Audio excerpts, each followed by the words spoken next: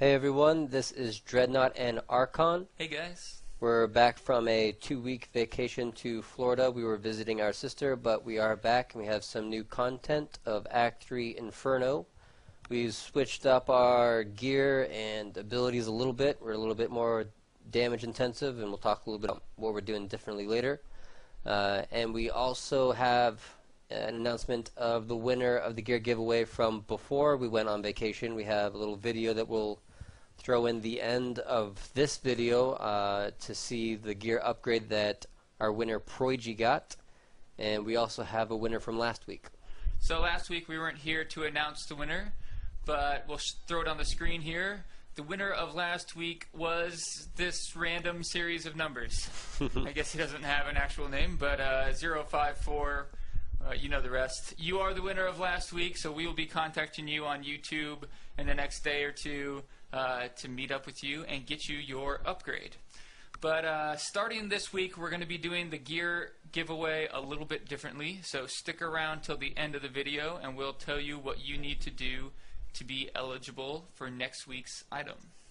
And like I said, we have a little bit different rotation skill ability sets than you are used to seeing us use because of the 1.0.3 patch. There's a lot more gear out on the auction house for cheaper prices comparatively, and so we have some upgrades that we're using, and it allows us to use a little bit more offensive build, and most of it is based off of Archon's new ability set.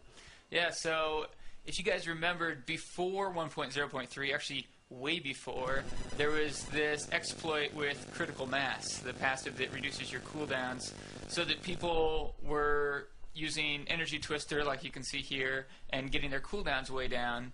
So Blizzard hot fixed it, but in 1.0.3 they brought it back. It's just not as overpowered as it once was, but it's now another viable build, and it's probably only one of 2 viable builds because the other one is just the Blizzard Hydra one that I'm sure you guys have all seen. But the idea is just to get really high crit gear. So right now my crit chance is at 45%. You don't need quite that much.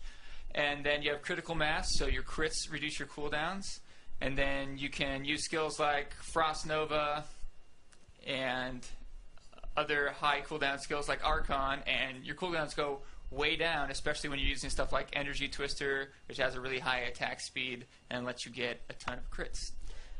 So, and if you're used to kiting as the wizard and you're thinking, well, what's so awesome about this? Well, it's especially useful in groups because kiting is great when you're solo, but a slowed down enemy is still doing just as much damage to me as the Barbarian player. So this is especially useful when combined with the melee class, because now I don't even have to have some of my more defensive abilities. I don't even use my ground stomp with wrenching smash right now. Instead, I can use my battle cry, which increases my damage by 30%.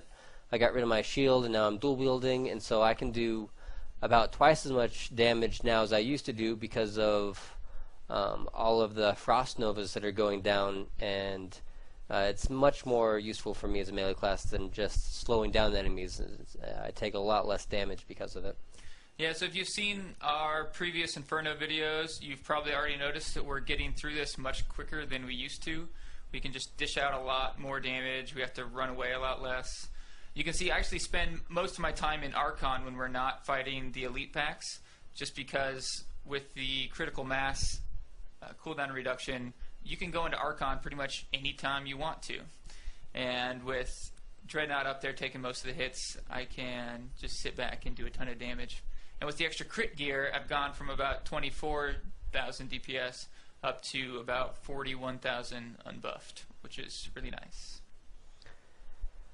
Yeah, and with Archon also, it works really well with the Warcry impunity, because Archon can actually tank as a wizard because of the armor bonuses he gets while he's in Archon form, and combined with my Warcry, it makes him kind of a secondary range tank. So it's really nice for survivability. Yeah, and you'll notice the main skills you're keeping up with this build are Diamond Skin and Frost Nova, which makes it so you're very rarely taking damage. And I'll actually be posting another video going over more detail about this build and showing the gear I'm using as well, and I'll put an annotation to that. If you've been following us for a while and you are a Barbarian player, then you know that I've been advocating attack speed and life on hit for a long time, and then in the 1.0.3 patch there was a really big nerf to attack speed, and a lot of people are wondering, is attack speed and life on hit still worth it? And in my opinion, yes, it is still worth it per se, but it just makes it more viable now to use to stack vitality and then make sure that you're getting those revenge provocation hits, because like I said, I'm not getting as much life now just from my frenzy. Before I could get 3k life per second just by swinging really fast with a one-hander and shield. Now I can't swing nearly as fast because of the attack speed debuff. So now